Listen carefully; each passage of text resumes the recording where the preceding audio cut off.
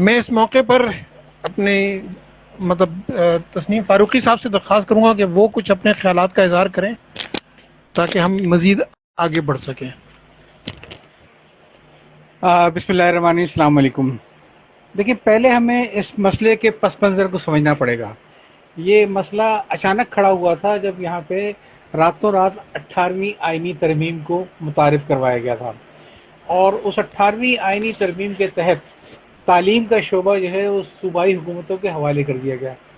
تو چنانچہ اس کے تحت جتنے بھی وفاقی ادارے آ رہے تھے وہ سارے کے سارے اچانک بے یار و مددگار سے ہو کر رہ گئے، اور جس میں سب سے بڑی مثال ہمارے پاس ہائر ایجوکیشن کمیشن کی ہے، جو بہت اچھا کام کر رہا تھا پی ایچ ڈی کے لیے، سب چیز کے لیے۔ تو ایک تو مسئلہ یہ سمجھنا پڑے گا کہ وہ 18ویں آئینی ترمیم کے بعد جو ادارے کام کر رہے تھے وفاقی سطح پر، ان کو ڈیوالو پراپرلی کیوں نہیں کیا گیا ہیزرڈ مینر کے اندر۔ مثلا قائد اعظم اکیڈمی بہت اچھا کام کر رہی تھی، آج بھی اس کا ریسرچ ورک بہت اچھا ہے، لیکن چونکہ کسی کے سمجھ میں کچھ بھی نہیں آیا، لہذا انہوں نے اس کو قائد اعظم مزار بورڈ کے انڈر کر دیا، جس کا کوئی آپس میں کوئی تک نہیں بنتا کہ قائد اعظم مزار بورڈ کا کام ہوتا ہے قائد اعظم کے مزار کی دیکھ بھال کرنا، صفائی ستھرائی کرنا، سلامی پروٹوکول جو باہر لوگ آتے ہیں، اس کے انڈر دے دیا گیا پورا کا پورا کس کو؟ قائد اعظم اکیڈمی کو۔ تو ایک تو اس مسئلے کو سمجھنے کی ضرورت ہے کہ چونکہ معاملہ آئینی ہے تو اس لیے تھوڑا سا مزید پیچیدہ ہو چکا ہے، اور وہ جو ادارے تھے، 2-3 ادارے ایک ساتھ جو ختم کیے گئے، وہ اسی آئینی ترمیم کی مجبوری تھی۔ دوسرا اردو میں جو مسئلہ آ رہا ہے بہت بڑا، وہ یہ کہ ہم نے تھوڑا سا اردو کو ایک مادری زبان ڈکلیئر کرتے ہوئے دیگر مادری زبانوں کے مقابلے میں لا کے کھڑا کر دیا۔ حالانکہ اردو اتنی پیاری بولی ہے کہ اس کو ہر آدمی کا، مطلب یہ سمجھیے کہ چترال کا کوئی آدمی اگر ہے اور خیبر پختونخوا سے بات کرے گا تو وہ اردو بات کرے گا، اتنی خوبصورت بولی ہے۔ لیکن ہم نے مادری زبانوں میں توجہ نہیں دی، ہم نے صرف اس پہ زبانوں دی ہے جو کہ بہت ایک مختصر طبقے کی 5-7% لوگوں کی مادری زبان تھی۔ اس پر ہمیں دل کو کشادہ کرنا پڑے گا اور یہ دیکھنا پڑے گا، یہ مسئلہ بار بار اٹھتا ہے کہ اردو ادب کو بہت بڑا بڑا نام دیا شاعروں نے، ادیبوں نے پنجاب سے، صوبہ سرحد سے بھی آپ کو بہت سارے ایسے ادیب مل جائیں گے جنہوں نے اردو ادب میں، حالانکہ ان کی زبان نہیں تھی، سندھیوں کی بڑی خدمات ہیں اردو ادب کے لیے، جنہوں نے کافی چیزیں لکھی ہیں جو کہ اردو سے، سرائکیوں کی بھی ہیں۔ لیکن ہمیں تھوڑا سا دیکھنا پڑے گا کہ 75 سالوں کے اندر ہم لوگ پاکستان میں تو آ گئے، لیکن رہے ہم باس بریلی کے، ہم نے اپنے آپ کو اس معاشرے میں جیل نہیں کیا۔ آج 75 سال بعد بھی میں شرم محسوس کرتا ہوں کہ میں سندھی نہیں بول سکتا ہوں، میں تو آ چکا ہوں نا ادھر یہ۔ تو یہی حال ہے سوائے پنجاب کے، پنجاب میں یہ ہوا یقیناً کہ جو وہاں سے آئے تھے مشرقی پنجاب کے لوگ، زبان ایک تھی، ثقافت ایک تھی، وہ لوگ کھپ گئے۔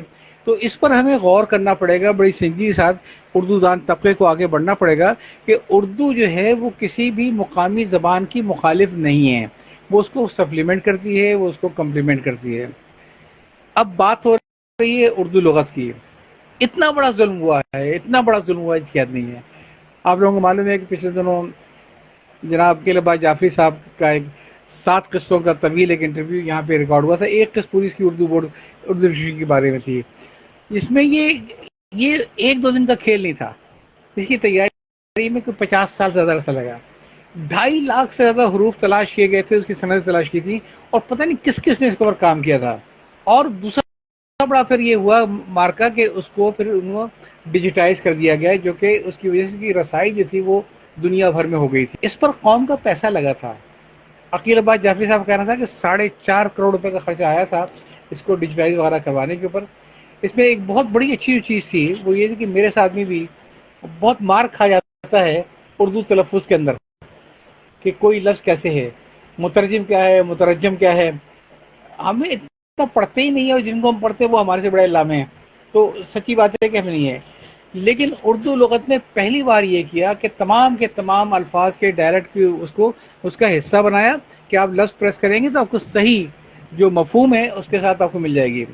اور جو سلیم جیسا کہ بھی بتا رہے تھے، اور یہی میرا بھی مشاہدہ تھا، اور یہ عقیل عباس جعفری صاحب نے بتایا کہ جب ریختہ آئی ہے تو ریختہ میں بالکل اس کو کاپی کیا گیا ہے. اور تو اور جتنے الفاظ کے معنی بتائے گئے ہیں اس کی سندیں وہی ہیں جو کہ آج بھی 22 درجے کی 22 وہ کی جلدوں کی اردو لغات میں ہیں اور اس میں تھی. یہ کیا ہوا کیسے ہوا؟ عقیل عباس صاحب کا تو کہنا یہ ہے کہ اس میں کوئی نظریہ سازش نہیں ہے. I have reasons to believe کہ اس میں نظریہ سازش بھی ہے, اس میں کرپشن کا بھی بہت بڑا ایلیمنٹ ہے, اور میں یہ سمجھتا ہوں کہ اردو لغت بورڈ سے ڈیٹا چوری ہوا ہے اور ہندوستان پہنچایا گیا ہے, اور ورنہ یہ ساری کی ساری چیزوں کو اکٹھی ایک ساتھ نہ ملتی. اور یہ پہلا اسٹیپ تھا, دوسرا اسٹیپ یہ ہوا, اور تیسرے اسٹیپ میں یہ ہوا کہ اس کا گلا گھونٹ دیا گیا. جو سلیم بتا رہے تھے وہ حقیقت وہی ہے. اور میں آپ لوگوں کو ایک اور چیز بتاؤں, اور وہ یہ ہے کہ اس پر کافی لوگوں نے کوشش کی کہ آخر جو لوگ ملک سے باہر بیٹھے ہیں پاکستانی, کہ یہ لغت میں ان کو ایکسیس کیوں نہیں مل رہی ہے. آخر کسی کے پاس اس کا کوئی جواب نہیں تھا, یہاں تک کہ ہمارے جو ایک ساتھی ہیں کینیڈا کے اندر جن کا نام ہے کیا نام ہے ان کا, رفیع مصطفیٰ صاحب, انہوں نے باقاعدہ پیشکش کی کہ اس کو ریوائیو کرنے کے لیے جو سالانہ خرچہ ہے میں اپنی جیب سے دینے کو تیار ہوں. کیونکہ خیال یہ تھا کہ شاید انیشلی تو پیمنٹ کر دی گئی تھی لیکن بعد میں پیمنٹ روک دی گورنمنٹ نے, اس لیے نہیں ہوا. تو ان کے رفیع مصطفیٰ صاحب کا میسج آیا تھا کہ اس کے سارے سالانہ ایکسپینسز جو ہے میں پیئر کرنے کو تیار ہوں. تو جب عقیل عباس جعفری صاحب نے بات کی وہاں جا کے کہ بھئی یہ پیشکش ہے, بتائیے کتنا خرچہ ہے, باہر سے ایک پاکستانی یہ سارا خرچہ اٹھانے تیار ہیں, تو بتایا گیا کہ ہم نے تو ایڈوانس میں پیمنٹ کر رکھی ہے اور سبسکرپشن کا مسئلہ ہی نہیں ہے. پھر کیا مسئلہ ہے کسی کو کچھ پتہ نہیں ہے. وہاں پہ آئی ٹی کی منسٹری الگ ہے, باقی چیزیں الگ ہیں.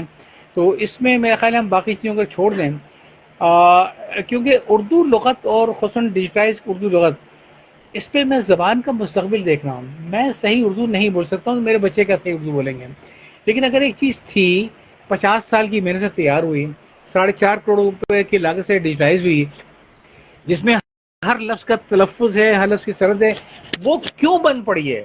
یہ میرا عقیل عباس جعفری صاحب سے سوال تھا, اور یہ آپ لوگوں سے سوال ہے.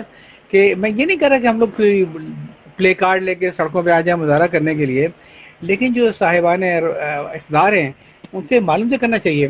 اس میں جو عقیل عباس صاحب کا کہنا ہے کہ اس میں سب سے بڑا کردار جو تھا وہ عرفان صدیقی صاحب کا تھا, جو زمانے میں حکومت کے مشیر تھے. یہ کہ جب یہ ادارہ ڈوب رہا تھا تو انہوں نے ایک میسج یہ دیا تھا کہ میں چاہتا ہوں کہ اس کو ریوائیو کیا جائے کسی صورت سے. تو کراچی کے جتنے بڑے بڑے لوگ تھے ان کو بلایا تھا کھانے کی دعوت پہ یہ, اور انہوں نے کہا تھا آپ ہمیں تجویز دیجیے کہ اس کو کیا کریں. تو عقیل عباس صاحب کی تجویز تھی اس کو ڈیجیٹائز کر دیں. اس پر انہوں نے کہا کہ ہاں ٹھیک ہے, آپ کو جو فنڈ چاہیے ہم دیں گے, اس کو ڈیجیٹائز کر دینا چاہیے. ہم اگر آگے کوئی نیا کام نہیں کر سکتے ہیں تو جو پچھلے کام ہو گئے ہیں اس کو تو سنبھال کے رکھیں. تو میری سمجھتا ہوں کہ ہمیں اپنے اپنے لیول پہ سوشل میڈیا تک سب کی رسائی ہے, اس پر کم سے کم اس مہم کو چلاتے رہنا چاہیے کہ اردو ڈیجیٹائز جو ہوئی ہے لغت وہ لائی جائے, نمبر 1. اور نمبر 2 میں ایک قدم اور آگے جاؤں گا کہ اگر یہ چیز ثبوت مل جاتا ہے کہ اس کا میٹر ریختہ میں اٹھایا گیا ہے, اور یہ ملنا کوئی مشکل نہیں ہے, ریختہ کب بنی, اردو لغت کب سے بنی ہے, جو صاحب کے زمانے سے کام ہوتا, تو اسے تو بین الاقوامی سطح پہ اٹھانا چاہیے اور اس کو وہاں پہ اس کو بند کروانا چاہیے. میرا تو یہ خیال ہے, باقی سرین تم بتاؤ. جی پلیز مائک.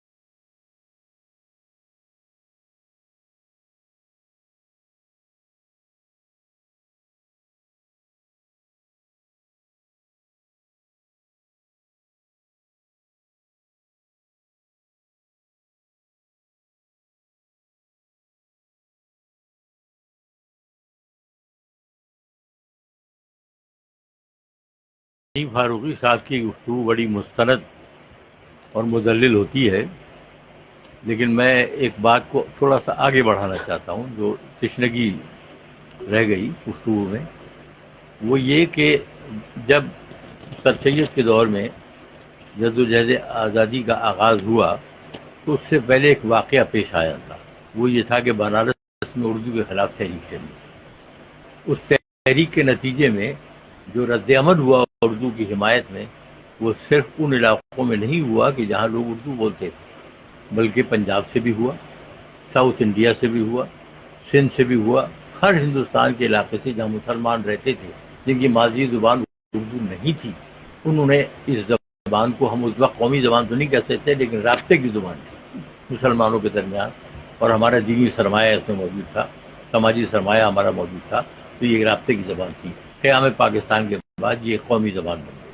تو ہمیں ایک تو یہ پیش نظر رکھنا چاہیے کہ اردو کو محض ایک مادی زبان کی حیثیت سے ٹریٹ نہ کیا جائے، بلکہ یہ رابطے کی زبان ہے. اور اب نہ صرف یہ کہ برصغیر میں یہ زبان بولی جاتی ہے، بلکہ مڈل ایسٹ میں اور یورپ کے بعض علاقوں میں بھی آپ جائیے تو اردو زبان کی فہم ہے، پھیل رہی ہے.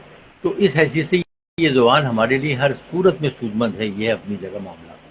تو ہمیں اصل میں ایک تو یہ بات پیش نظر رکھنی چاہیے، اس کا مادی زبانوں سے کوئی تصادم نہیں ہے، بلکہ یہ ایک قومی زبان ہے. اور ہم نے اگر اس کی خدمت نہیں کی، اس کو استوار نہیں کیا، ان کے اداروں کو ہم نے زندہ نہیں کیا، تو پھر ہم یقیناً مجرم ہوں گے قوم کے.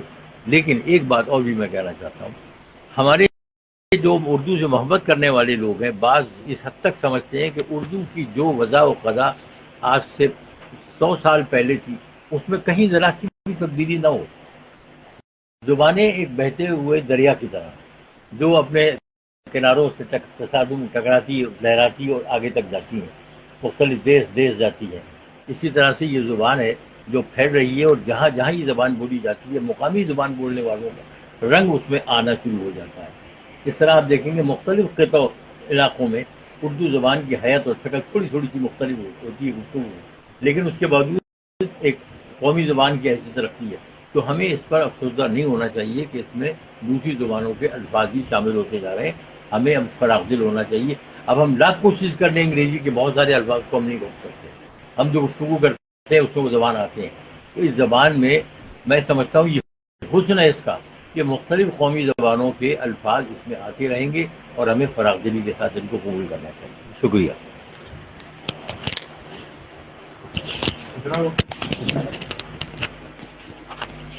بہت شکریہ خواجہ صاحب، بہت شکریہ. اس کے بعد میں چاہوں گا کہ ڈاکٹر عرفان شاہ صاحب اگر اپنی کوئی مزید اس کے اندر بات رکھنا چاہیں تو پھر ہم آگے اس کو اختتام کی طرف لے کر چلتے ہیں. شکریہ سلیم بھائی. یقیناً یہ پہلی کاوش ہے اور وقت کا بھی دائرے میں رہنا ہے، انشاءاللہ آگے بھی چلیں گے. لیکن تسنیم فاروقی بھائی نے کچھ نکات ایسے اٹھائے جس کی تھوڑی سی مختصر وضاحت بھی کرتا میں چلوں. دیکھیے ایک بات، ہم تاریخ کو پڑھتے بھی نہیں اور پھر بھول جاتے ہیں، اور حقائق بہت سنگین ہوتے ہیں. جب وزیر اعظم سہروردی صاحب تھے تو بابا اردو کی قیادت میں تحریک چلی، وفد گیا، اور یہ طے ہو گیا تھا کہ بنگلہ دیش میں بنگالی سرکاری زبان ہوگی اور مغربی پاکستان میں اردو کو سرکاری زبان کا فی الفور درجہ دے دیا جائے گا. اور اس کے چند روز میں ان کی حکومت چلی گئی، یہ بات چلی گئی، اور اس کے اوپر انجمن نے باقاعدہ بابا اردو نے یوم سیاہ منایا تھا، اور قومی زبان کا ایک تاریخی نمبر بھی یوم سیاہ کے حوالے سے موجود ہے. پہلی بات تو یہ. اور اس کے بعد یہ غلام گردشوں میں کہاں چلی گئی یہ بات پتہ نہیں ہے. دوسری ایک اہم بات یہ ہے کہ دیکھیے 18ویں ترمیم کے بعد جو کچھ بھی ہوا، میں اس کی تفصیلات میں گہرائی میں جانا نہیں چاہتا، لیکن میں دو بنیادی بات آپ کے سامنے رکھنا چاہتا ہوں کہ دیکھیے ایچ ایس سی جو اس وقت یونیورسٹیز اور جامعات کے معاملات کو دیکھتی ہے، جتنی بھی نجی اور پبلک یونیورسٹیز تھی اس میں اردو کو لازمی طور پہ شامل رکھا گیا تھا. پھر ایچ ایس سی نے یہ کام کیا کہ لازمی کو ہٹا کے اس کی جو آؤٹ لائن دی نصاب کی اس میں کہا کہ آپ اپنے اس کے اندر اردو بھی رکھ سکتے ہیں. ٹھیک ہے جی. یہاں تک بھی بات ٹھیک تھی. اس کے بعد HEC نے اس آؤٹ لائن میں سے بھی اردو کو ختم کر دیا. یہی وجہ ہے کہ نجی جامعات میں کوئی بھی یونیورسٹی اردو کی سطح کا کوئی ڈگری، ماسٹر یا تحقیقی ڈسپلن میں کوئی تدریس نہیں کر رہی، کچھ نہیں کر رہی. آپ نے تو ایک وہ کر دیا، ٹھیک ہے. دوسری بات یہ کہ میں زیادہ تفصیل میں اس پر نہیں جاؤں گا، آئندہ کسی گفتگو میں اس کو اٹھائیں گے. دوسری بات یہ کہ دیکھیں، نیتوں کی بات ہوتی ہے. اردو سے محبت بہت اچھی بات ہونی چاہیے، لیکن کبھی ہم اپنے آپ سے سوال کریں کہ اردو کی محبت میں کیا ہم نے عملی طور پہ بھی کچھ کیا، یا بیٹھ کے بس ایک بات کر لی؟ کیا ہمارے حکمران اور خاص طور پہ وہ لوگ جو یہ دعویٰ کرتے ہیں کہ ہم اردو بولنے والوں کے نمائندہ ہیں، ہمارے آباء و اجداد کی، کیا انہوں نے کبھی کوئی اسمبلی میں کوئی ایسا بل موو کیا؟ کیا سینٹ میں کوئی ایسی بات کی؟ یہ سن کے آپ لوگوں کو عجیب تعجب ہوگا کہ سندھ حکومت نے ایک لینگوسٹک ایکٹ پاس کیا ہوا ہے جس کے تحت سال اول میں لازمی طور پہ سندھی پڑھنی ہے اور سال دو میں اردو پڑھنی ہے.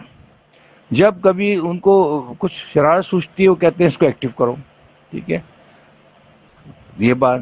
دوسری بات یہ جس طرح بابا اردو اور انجمن، اور یہ ایک بہت بڑی تاریخ ہے، اس پر میں چھوڑتا ہوا سرسری کچھ نکات اٹھانا چاہ رہا ہوں کہ جس وقت اردو لغت بورڈ بنایا گیا یا بنایا جا رہا تھا اور اس کے منشور میں بہت کچھ تھا، اسی وقت ایک مخصوص لابی نے سندھی ادبی بورڈ کا قیام کروا دیا جس کی اس وقت کوئی ضرورت نہیں تھی، ٹھیک ہے. اور میں ثبوت کے ساتھ اور بالکل وثوق کے ساتھ یہ پہ کہتا ہوں کہ پیر حسام الدین راجدین نے اس لغت کو جس کی ہم بات کر رہے ہیں شدید مخالفت کی، اور بورڈ کے اجلاس میں وہ نہیں آئے کبھی بھی. اور انہوں نے کہا کہ اگر سندھی ادبی بورڈ اس قسم کی کوئی لغت بناتا تو وہ ردی کی ٹوکری میں اس کو پھینک دیتا، ٹھیک ہے. یہ بھی بہت سے ایسے تلخ حقائق ہیں. ہمیں چاہیے کہ ہم اپنے موضوعات پہ آگے بڑھتے جائیں انشاءاللہ تعالی، اور میں سمجھتا ہوں کہ باقی باتیں پھر کروں گا. آج کے لیے میں اپنی گفتگو کو اسی جگہ پہ رکھنا چاہتا ہوں. سامعین کا اور آپ سب کو بہت شکریہ.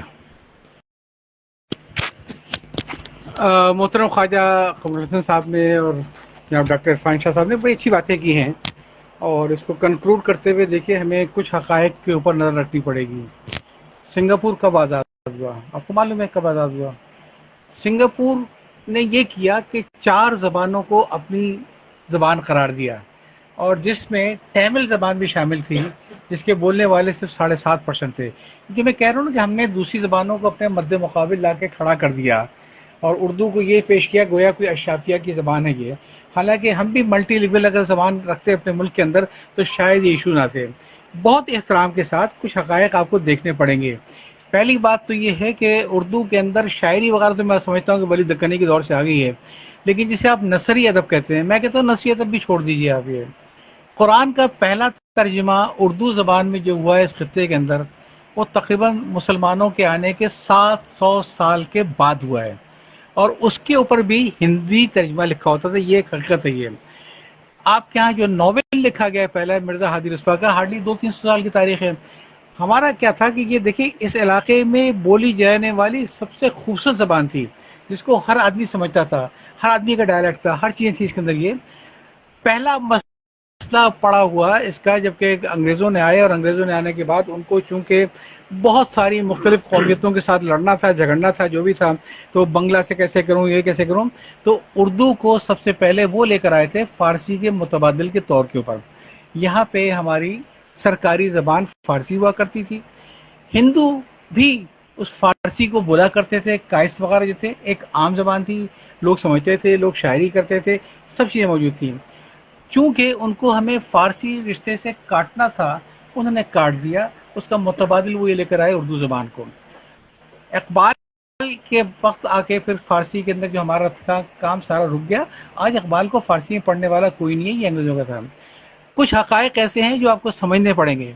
ہندوستان کی فوج کے اندر لنگوا فرانکا انہوں نے اردو رکھی تھی، اس کے بغیر گورنمنٹ سروس نہیں ملتی تھی. یہ جو یہاں پہ اس خطے کے اندر انگریز آتا تھا یہاں پہ کرنے کے لیے، وائس رائے اور اس کی بیگم تک فلوئنٹ اردو بولتے ہوئے آتے تھے. کیوں؟ اس لیے کہ تھی. پرابلم آیا ہے صرف اور صرف رسم الخط کے اندر، جس کا کہ انگریزوں نے فائدہ اٹھایا. पहला आया इसका नाम के ऊपर, इस पर हिंदुओं को कोई एतराज नहीं था, लेकिन उनका जो एतराज था वो वजह था, वो ये था कि चूंकि ये हिंदुस्तान की बोली है लिहाजा इसको हिंदुस्तानी कहना चाहिए। इस खत्ते को हिंदुस्तान का नाम हम मुसलमानों ने दिया है, वरना जो अगर डिक्शनरी उठा के देखें तो इसका नाम था इंडिका और भारत, हिंदुस्तान इसका नाम नहीं था। मुसलमानों ने इस खत्ते को नाम दिया है कि हिंदुस्तान, ये जगह जहाँ पे हिंदुस्तानी रहते हैं। मौलाना शिबली नौमानी जैसे लोग थे, सॉरी सुलेमान नदी साहब जैसे लोग थे, उन्हें बड़ा समझाया कि यार अगर फ्रांस में हो गए फ्रांसीसी बोली जाएगी, हिंदुस्तान जब कहते हो तो हिंदुस्तानी नाम दो, हम उस पर नहीं माने थे। ठीक है, आपको शायद ये मुल्क के मालूम ही होगा अच्छी तरीके से कि फ्लुएंट उर्दू लिखने वालों में बड़े बड़े हिंदू नाम थे। इवन गांधी साहब जो थे वो उर्दू लिखावट में लिखा करते थे, ये फारसी रस्मुल खत में गांधी साहब की चीजें नेट के ऊपर मौजूद हैं। लेकिन हमने इसको एक चूंकि मजहबी रंग दे दिया तो इसकी वजह से सारे मसाइल खड़े हुए हैं।